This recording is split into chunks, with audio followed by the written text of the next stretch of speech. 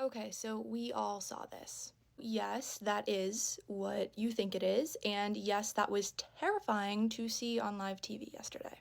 I think now is a good time for a little refresher on Aspie supremacy because, yes, Elon Musk is autistic, and I keep hearing people trying to excuse that by saying, oh, he's autistic, he didn't know what that was, or he was clearly just stimming. This is what stimming at a presidential inauguration looks like. That is stimming, and I know this because that's actually a common stim that I have where I roll my neck around and roll my eyes around. Yes, I know it looks weird, but I can confirm that is a stim of mine as well. But doing the salute on stage has absolutely nothing to do with the fact that he's autistic, and it has everything to do with the fact that he's a supremacist and an Aspie supremacist. So, Aspie supremacy is when lower support needs people try to distance themselves from the rest of the autism community and claim that they are different and they are special and they are the next step to evolution and that they're actually superior than every person. Aspie supremacy is also heavily intertwined with supremacy and it leads autistic people down the alt right pipeline. The term Aspie comes from an old diagnosis that is not in use anymore called Asperger's.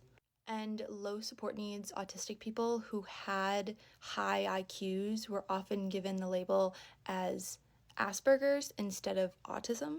And the separation between low support needs and high support needs autistic people and the separate diagnosis of Asperger's was coined by a guy named Hans Asperger. He was a doctor who was studying autistic people during that time in history, and he coined the diagnosis Asperger's to separate low support needs autistic people out from higher support needs autistic people. And this was done basically to determine which autistic people were worth saving during that time and which were not.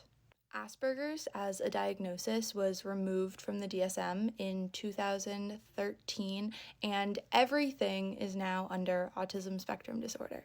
There are a handful of low support needs autistic people that reject the joining of autism spectrum disorder because of their own superiority complexes, such as Elon Musk, and they continue to refer to themselves as having Asperger's even though they are aware of the history, why it was removed from the DSM, and all of that, thus why the term Aspie supremacy exists.